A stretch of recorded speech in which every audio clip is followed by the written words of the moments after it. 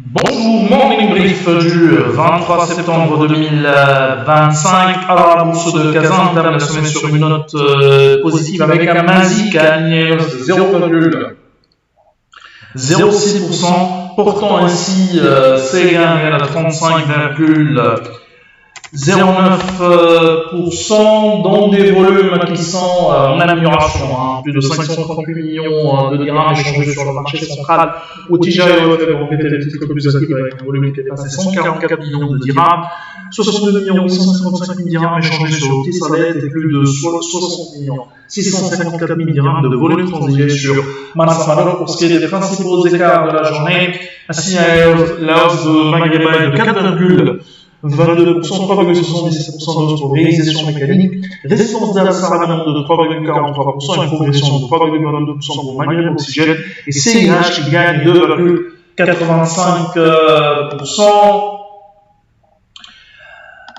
Pour ce qui est des principales baisses de la semaine, on a société de bourse de la journée, on a société de bourse du Maroc qui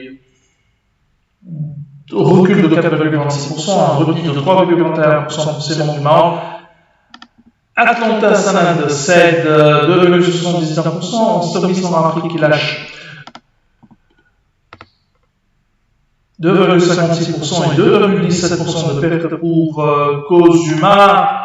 Alors, pour l'actualité de ce matin, on commence par CIH, un résultat du groupe a bondi de plus, ou le résultat n'est pas du groupe, donc a bondi de plus de 39% à 615 400 000 dirhams,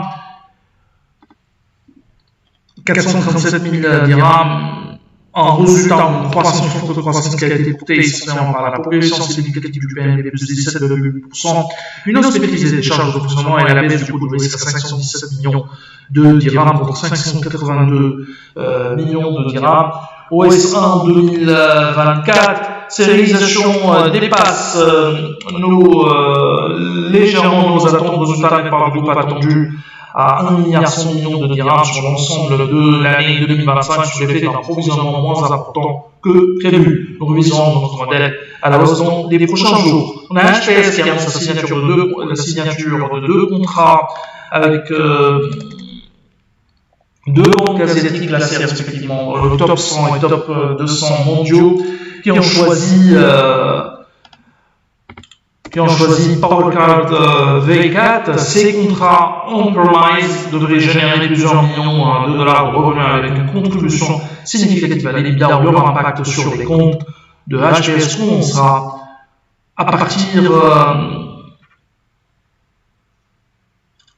du deuxième semestre 2025. On a l'inflation au Maroc qui est ralentie à 0,3% au cours du mois d'août 2025 contre 0,5% en juillet. Sur le mois d'août, l'IPC a progressé de 0,5% suite à la baisse de 1,1%, suite à la hausse de 1,1% pour les produits alimentaires et de la légère hausse de 0,1% pour l'indice des produits non alimentaires. L'indicateur d'inflation sous-jacent a progressé de 0,7%.